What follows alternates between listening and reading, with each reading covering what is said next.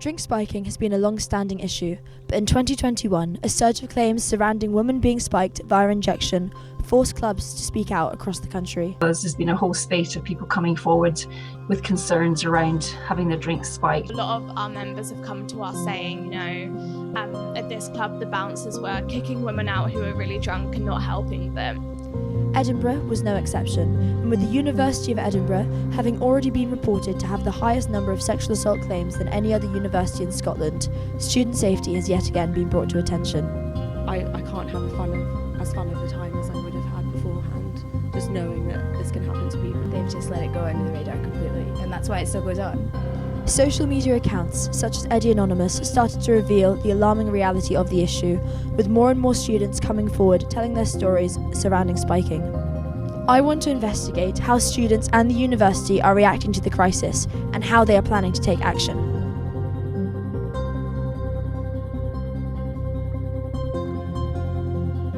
To put the issue into perspective, I spoke to Sally Tremlin, a second-year student who was recently spiked at a regular student club. We have you here today because you were spiked recently. Would you like to tell us a bit more about that experience? This was probably about third week into university. I was in Garibaldi's, just in Newtown area, and I was just having a good time. I was a little bit drunk, but not too drunk. Was at the bar, and what I believe happened was someone spiked my drink when I was at the bar, and then I apparently, don't remember this, was carried out by the bouncer, and then they left me there in the street, and then we called up the ambulance didn't come, and then eventually an Uber took us to A&E, where I stayed there, and finally became conscious at about 6 a.m, about 6 hours later. So. Did the bouncers help you when you were lying outside, or did they just leave you? Well, what my friend said was they just obviously helped to carry me out, but then I think I wasn't their responsibility after that. How did you feel just after the spiking experience, and how did it make you feel about going out? It made me very wary about going out, not just for myself, but thinking about my friends, and if I were to see it happen to them, it would have been horrible. I can't have as fun of a time as I would have had beforehand, just knowing that this can happen to people. And you telling people what happened, did that make them feel scared about going out, or? I think at first it makes them scared, but then it makes them more aware. Yeah. Like with my friends, we started to kind of not buy any drinks in the club, and we'd just like pray a little bit beforehand, and we would look out for each other when we were dancing and things like that, and make sure there was no one, and if we saw anyone looking suspicious, we'd move away from them. Have you heard anything from the uni to do with support? I haven't had anything directly from the uni. Again, I know the student accounts which have released information about staying safe on a night out, and I know that clubs themselves have introduced measures like searching people or introducing those drinks covers, which are really good, but I haven't heard anything directly from the uni, I don't think. I haven't received any emails. Do you think the university has a responsibility in helping protect and support their students? I think they definitely do, because obviously university life isn't just about studying and informing students about grades and things like that. It's about obviously keeping them protected in their social environments as well. And what do you hope to see just from the university in general in their support? Maybe even just we have lectures and things like that, maybe even just have seminars or discussion groups for people to come and share their stories, and I think that would make a lot of people feel more comfortable, because every person's story is different, and I think it's important everyone's aware of all the different ways it can happen, how it can happen, how to be safe when you're out and things like that. Speaking to Sally has highlighted the true need for change. Students are being made to feel vulnerable in spaces where they should feel safe. Young people are sold the dream of university life, which for many includes clubbing culture. I'm interested to talk to other students to see how they're reacting to the crisis and whether or not they think the university is supporting them. The creation of an Instagram page named Girls Night In saw a group of students calling for a mass boycott of the clubs. The account quickly grew, with similar accounts popping up at universities across the UK. Alice and Clara, two second-year students, created their own account titled Edinburgh Night In and hosted a range of activities, including a charity auction and pub quiz to raise money and awareness. Could you guys introduce yourselves and tell us a little bit more about how you're involved in the movement? I'm Alice and I'm Clara. And basically, we were just responding to the kind of boycott, and we wanted to do something really positive instead of focusing on kind of the negative side of staying in, and us as consumers having to force clubs to protect our well-being. You called your organisation Edinburgh's Night In, and it was really important to you that you were looking across all kinds of genders. So could you just tell me a bit more about that? And how have you seen men and women address the problem of spiking? I think the term girls' night, the phrase kind of girls' night in, it was a really positive movement, and it started with like all the best intentions, but then it just became quite exclusionary, and then it kind of became sidetracked from being focused on spiking to an issue on the inclusion of certain genders and labels and identities. And everyone has a valid place in this conversation, and everyone's opinion is extremely important. Yeah. Did you find that your organisation was getting loads of responses from both men and women? Yeah. Or But I cannot tell you the engagement that boys and girls, men and women have sort of, that we felt from this whole process, especially from our friends. We were just amazed that everyone got on board so quickly and was so enthusiastic. Which charity were you fundraising for?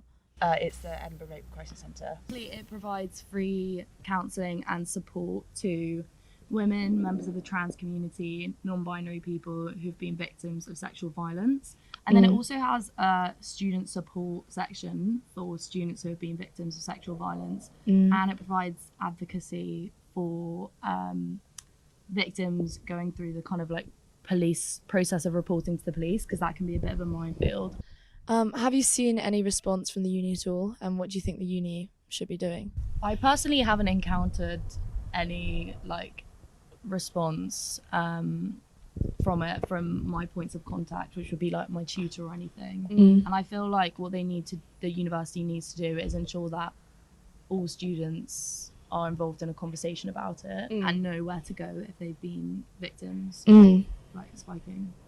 Yeah. It's sort of the same with, we're in second year now, and when we were in first year, I think there was an email sent out to all of us at some point about going to counsellors seeking advice for mental health, but that email came up far too late, and they haven't even sent an email out to anyone, just even saying, hey, this is what you need to know, this is how to protect yourselves, and these are this is the list of resources that you need in order to find advice, find help. I think like there's a certain sort of innocence and sort of spontaneity to night outs that have just gone.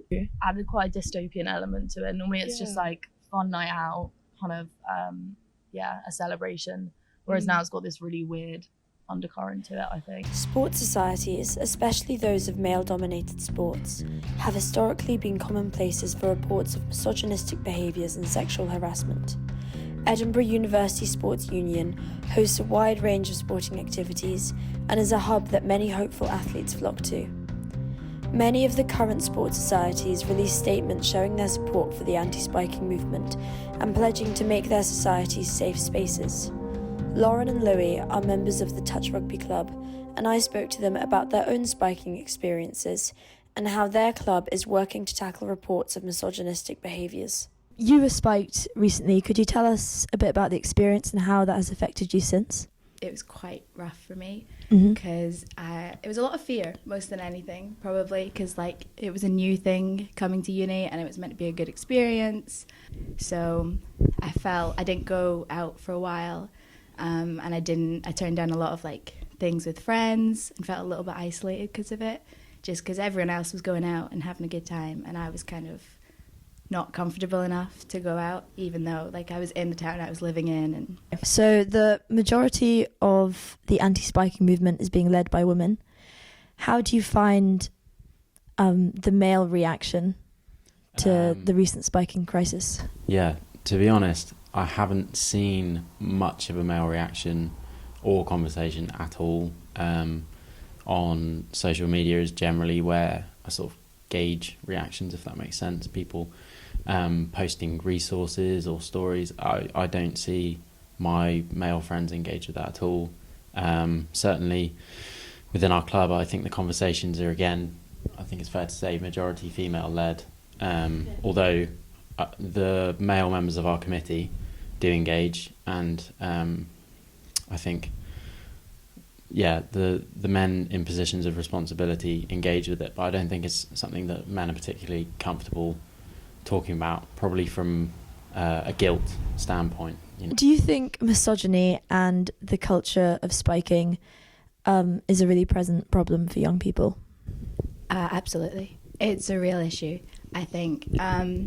Even in like subtle areas, things that not as much as a big problem as spiking, like you see it in day-to-day life, you see it everywhere.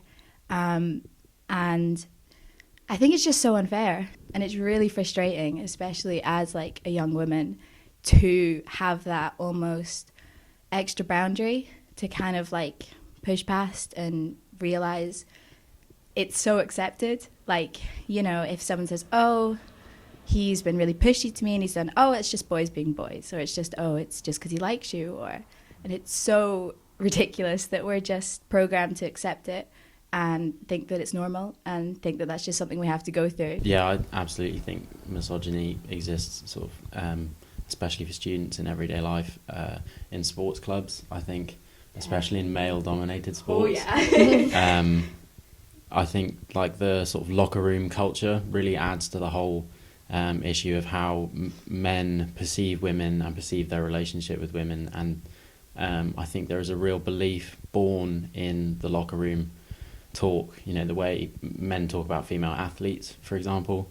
It all kind of adds to the belief that men are superior in some way and therefore can treat women in a certain way. From senior people in the committee, we've had reports of misogyny, and that manifests in how the men talk to the women in the committee, how men in those higher committee positions treat everyone is kind of a symptom of the same sort of belief that they are in some way superior. So how are you trying to make your club a more safe space?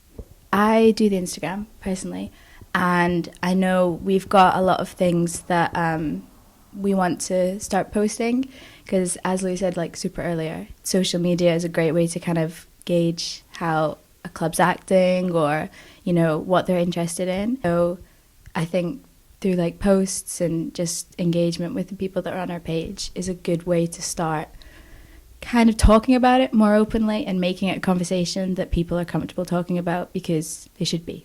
It's something that you need to talk about. And then we've also got our social secretaries and first year reps, and they're sort of in charge of the night out, because we have a really good night out. There's a lot of us and we have a lot of fun. Like, it is good. But obviously that can be, as it was for Lauren, a really dangerous place as well. Are you aware of the university support in terms of misogyny and spiking? I have not seen any resources put out by the uni. I follow them on social media, and I've not seen anything. I don't think I've had an email either. I don't check them a lot, but I haven't heard directly from the university about it, no. It's bullshit. It's utter bullshit. The only thing I've heard about spiking from any uni club, anything really, like clubs run by students, there's a lot more, but from the uni directly, nothing. Bullshit. They've not made a big deal of it at all. They've just let it go under the radar completely, and that's why it still goes on, because they've not dealt with it. Do you think the university should be doing more? They should be doing at the bare minimum, and they're not. They're not doing the bare minimum, never mind like enough to make people comfortable. They're not even addressing that misogyny is a thing. They just live in a fantasy world, and it's not fair on a lot of their students.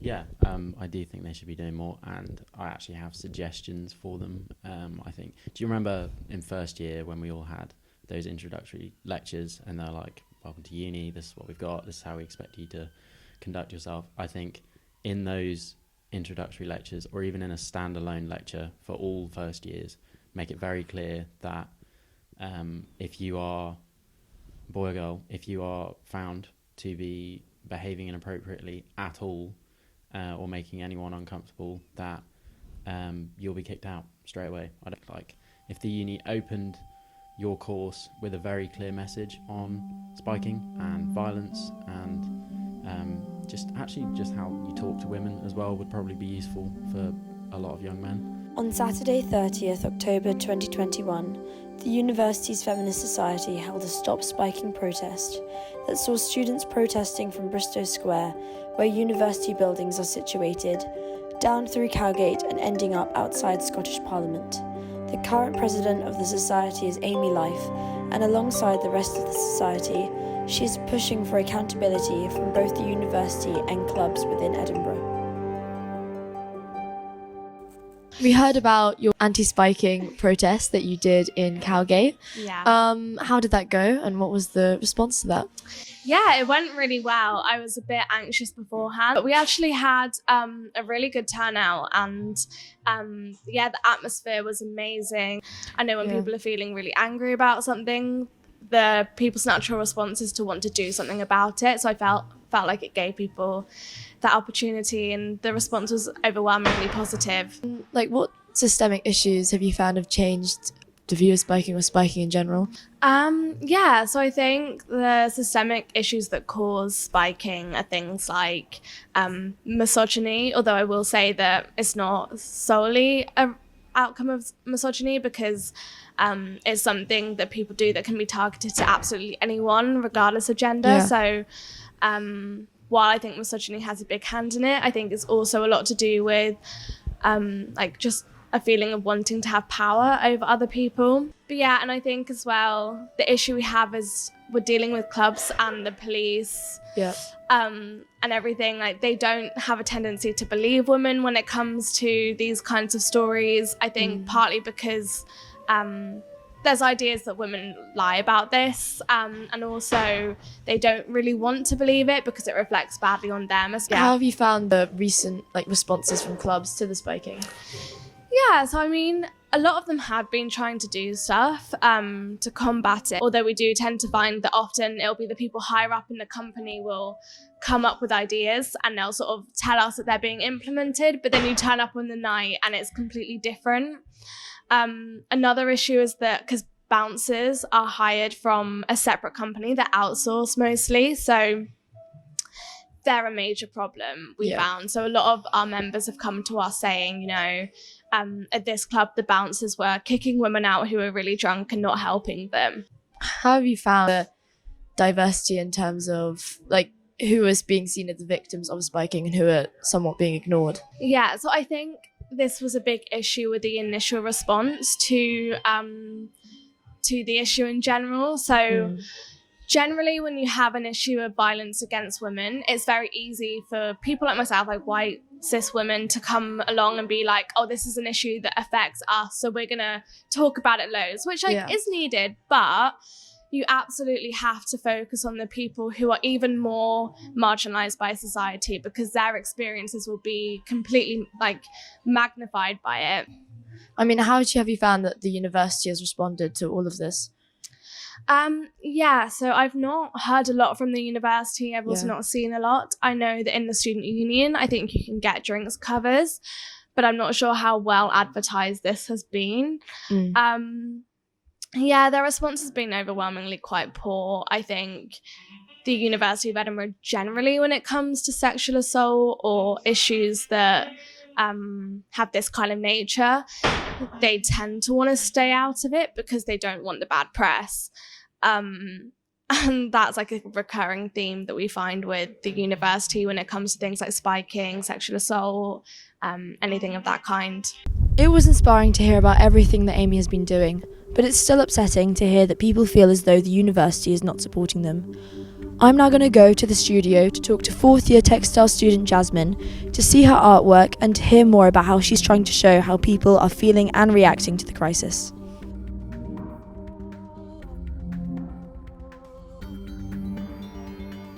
Was your art inspired by anyone you may have known who'd been spiked, or since starting a project has someone been spiked?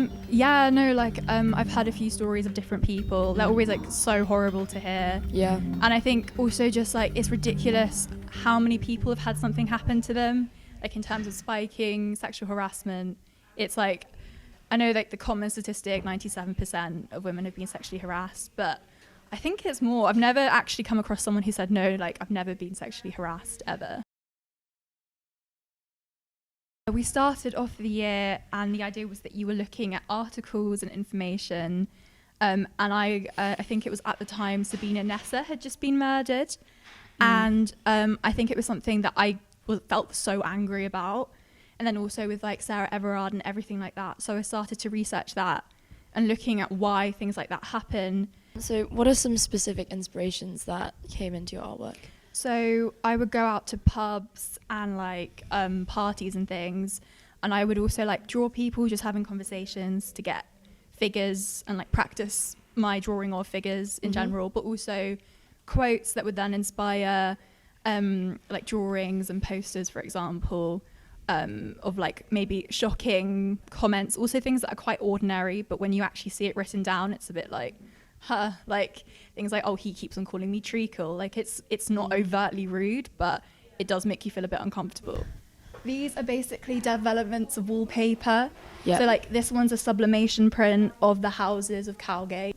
And then these are screen printed, and I'm playing around with like spiking protest scenes, and then like houses, and playing around with fluorescent colours and inks. So that under UV light, it like hopefully lights up and looks cool. No, it does look cool. It really does look cool. And then with those clubs, especially because you've depicted them. Yeah. Do you think that they're doing enough, or is this sort of a sign that they should be doing more, or is it?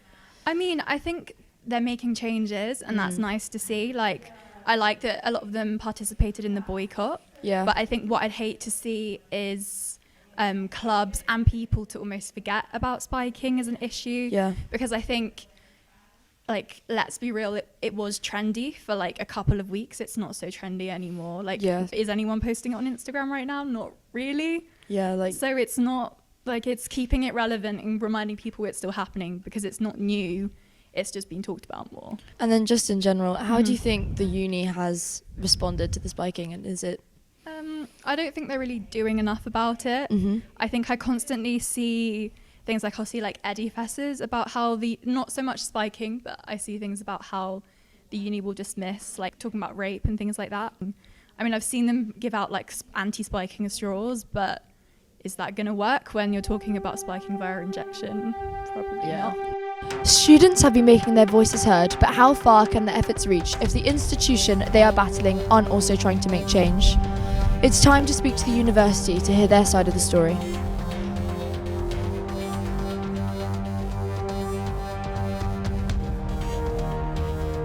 From our research, it has become clear that students are unsure of how the university provides support surrounding sexual assault and spiking. So could you explain what the university currently does to provide support for students who have experienced these issues? Students are disproportionately affected by forms of sexual violence. So young female, in particular, students are more likely to be victims of sexual assault, and they're also less likely to report it, either to the university or to the police. So there was an identification of the need. And there was also recognition that perhaps the university were not supporting students. There wasn't a clear pathway in terms of how they were supported, and they could often be given inconsistent information, inconsistent advice. And if the student wanted to report it formally for the university to take some action against the alleged perpetrator, then it wasn't clear how that was done. We have a new platform. It's been on the go for about 6 months now. It's called Report and Support. It's an online platform, and students can report either anonymously or they can ask to speak to an advisor. And when a report comes in, it will ask the outline of the concern that the student is reporting or a staff member. And you can tick the box from the outset as to whether or not you want it to be anonymous, in which case we will be aware of an issue has happened, but will not be able to respond to the individual. Yeah, and on average, how long will that process take for a student to like gain full support, for example, counselling? We can put measures in place, I would say, pretty quickly, and we can call together an emergency case conference type meeting, and we've often done that. So I would say within 24 hours, somebody would get a response, and depending on the nature of the allegation and depending what the student wanted, then we would be able to respond to that as quickly as possible. If they wanted an emergency referral to counselling, we could do that within a few days. It does depend. Services are quite busy, but we do make that initial response within 24 hours and we can support the student. Have you seen a rise in reports since the recent increase of spiking incidents? It's really difficult to say because we've all been living in such unusual times, haven't we? Unprecedented times. I would say there definitely has been an increase, whether that's because there's an increase in the number of cases or because more people are likely to come forward. Yeah. Because there's more social media, there's more discussion in the press about violence against women and about sexual assault. We are seeing a rise in referrals, but that's not a reflection that it wasn't happening before. So it was that, 1 in 3 will be affected by forms of abuse. And within the student population, it's likely to be more than that. Mm-hmm. So yeah, we are seeing increasing levels, and we are seeing increasing levels of people coming forward with the allegation that their drinks have been spiked. So that's definitely increased. Got the night economy and nightclubs opening up, and that's where you see your increase in spiking, because there's been a whole spate of people coming forward with concerns around having their drinks spiked or being injected, etc. So we're working really closely with the nightclubs, with bar owners, with USA, with the police, with emergency services, working really closely with nightclubs to make sure there's a code of conduct, to make sure that staff know how to support people and that people are helped to get home safely if that's what they need. Does the university have any more future plans to help protect and support the students? Always, yeah, constantly. It's a big job, isn't it, to prevent this type of behaviour, but we're trying our best, but it will probably never feel like it's enough. It's a very confidential response. We don't do anything with any information unless the student wants us to. We don't ever pass judgment. So, if an individual comes to us and says, oh, I think my drink was spiked, or I may have drank too much, or I took some drugs, we wouldn't pass judgment on that. What we're interested in is the well-being of the students. Edinburgh Student Union has 5 sabbatical officers who work to represent and support students.